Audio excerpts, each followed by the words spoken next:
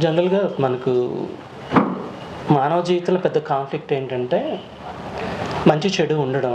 దురదృష్టవశాత్తు చెడెప్పుడూ మానవ జీవితం మీద దాడి చేస్తూ ఉంటుంది. దాన్ని మన శక్తులు సమీకరించుకొని చెడుని చంపేసి మంచిని నిలబెట్టాలి.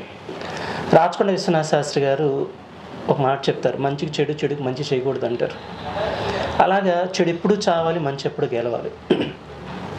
ఈ సినిమాలో కూడా ఒక ఇంట్రెస్టింగ్ టాపిక్ ఉంటుంది. ఆ టాపిక్ మీద హీరోయిన్ పోరాటం చేస్తుంది. ఆమెకి ఆలంబనగా అనుసరణగా భరణి గారి క్యారెక్టర్ ఉంటుంది. సో చివరికి ఇద్దరు కలిపి ఆ అసుర సంహారం ఎలా చేశారనేది సినిమా అవుతుంది. అందుకని ఆ టైటిల్ ఎంచుకున్నాం. అసుర సంహారం పేరు కొంచెం వినగానే బాగుంది అనిపించింది.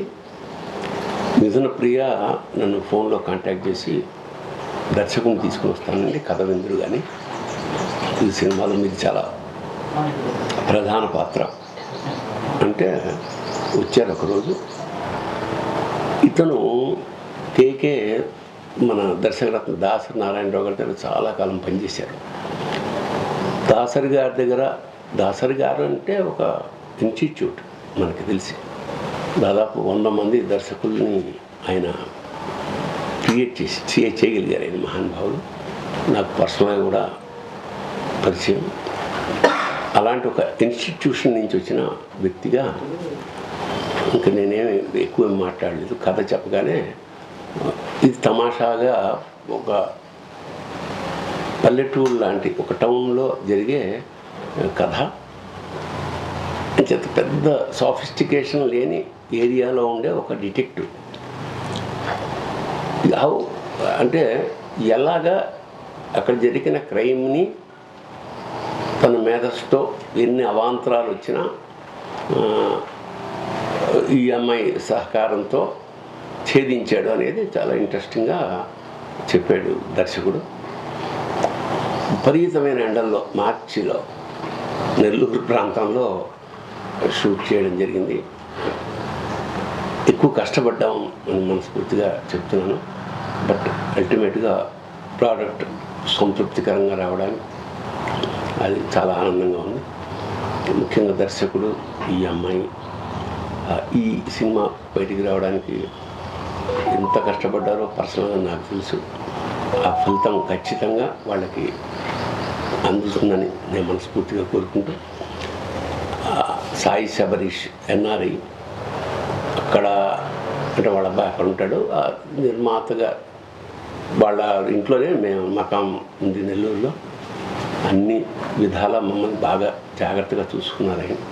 అందుకు ఒకసారి నిర్మాత గారికి, వారి కుటుంబ సభ్యులకి నమస్కారం చెప్పుకుంటూ, ఓ డిఫరెంట్ క్యారెక్టర్. చాలా సినిమాలు చేశాను నేను, కానీ ఇది చాలా ప్రధానమైన పాత్ర సినిమాలో. డిఫరెంట్గా డీల్ చేసిన దర్శకుడు ఇది నా కృతజ్ఞతలు. అలాగే ఈ అమ్మాయి సహకారం విపరీతంగా సినిమాకు చేశారు కాబట్టి ఇద్దరికి కృతజ్ఞతలు అర్పించుకుంటూ, ఇలాంటి చిన్న సినిమా అంటే ఈ మధ్య మనం ఎక్స్పెక్ట్ చేయని సక్సెస్లు వస్తున్నాయి. అది చాలా ఆనందంగా ఉంది, ఆశ్చర్యంగా. ఎందుకంటే అందులో ఎవరున్నారు అన్నాకన్నా కంటెంట్ ఎంత గొప్పగా ఉందనేదే ప్రజలు చూస్తున్నారు. కాబట్టి ఖచ్చితంగా ఈ సినిమాని ఆస్వాదించండి, మమ్మల్ని అందరినీ ఆశీర్వదించండి. యాక్ట్ చేశాను, చిన్న ఫిలిమ్స్. మేము ఇప్పటివరకు చేసిన వాటిల్లో అసుర సంహారం పెద్ద ఫిలిం. మా ప్రొడ్యూసర్ గారు శ్రీ సాయి శబరీష్ గారికి, అలానే మా డైరెక్టర్ గారికి thank you so much sir. నేను చిన్న ఫిలిమ్స్ యాక్ట్ చేసినప్పటికీ, తీసినప్పటికీ భరణి గారు స్క్రిప్ట్ విన్న వెంటనే మాకు డేట్స్ ఇచ్చారు. Thank you so much sir. ఎప్పట్లానే ఈ సినిమాని ఆదరించాలని కోరుకుంటున్నాను. Thank you. నమస్తే అండి. నా పేరు కిషోర్ శ్రీకృష్ణ. నేను దర్శకరత్న దాసనారాయణరావు గారి దగ్గర అసిస్టెంట్గా పనిచేశానండి. నేను డైరెక్ట్ చేసిన ఫస్ట్ ఫిల్మ్ బ్లైండ్ గర్ల్. దానికి మిథున్ ప్రియ గారే నిర్మాతగా వ్యవహరించారు. దాని తర్వాత శివబాలాజీ గారు బ్రెగ్డెస్గా ప్రధాన పాత్ర సింధూరం సినిమాకి కథా స్క్రీన్ ప్లే మాటలు రాశాను. తర్వాత మైండ్ గేమ్ అనే మరో సినిమా థియేటర్ రిలీజ్ అయింది. ఇప్పుడు శ్రీ సాయి తేజ సెల్యులాయిడ్స్ బ్యానర్ మీద అసుర సంహారం అనే సినిమాను రూపొందించాను. ఇందులో మీకు తెలుసు 800 చిత్రాలకు పైగా నటించిన రచయిత, ప్రముఖ నటులు శ్రీ తనిఖీల భరణి గారు ఇందులో ఒక విలేజ్ డిటెక్టివ్గా ప్రధాన పాత్ర పోషించారు. ఈ సినిమా అంతా ఆద్యంతంగా ఒక క్రైమ్ మిస్టరీగా సాగుతుంది. ఎటువంటి అశ్లీలత, అసభ్యతకు తావు లేకుండా కుటుంబంతో వచ్చి చూడదగే విధంగా ఉంటుంది. ఈ సినిమాని నెల్లూరు చుట్టుపక్కల రూపొందించడం జరిగింది. ఈ చిత్రంలో తనిఖీల భరణి గారితో పాటు మిథున ప్రియ గారు కథానాయికగా నటించారు. ఆవిడ ఈ సినిమాకి ఎగ్జిక్యూటివ్ ప్రొడ్యూసర్ కూడా వ్యవహరించారు. ఈ ప్రాజెక్టు రావడానికి కారణమైన ముఖ్యమైనటువంటి వ్యక్తి ఆవిడకి మీడియా ద్వారా నేను కృతజ్ఞత తెలియజేసుకుంటున్నాను.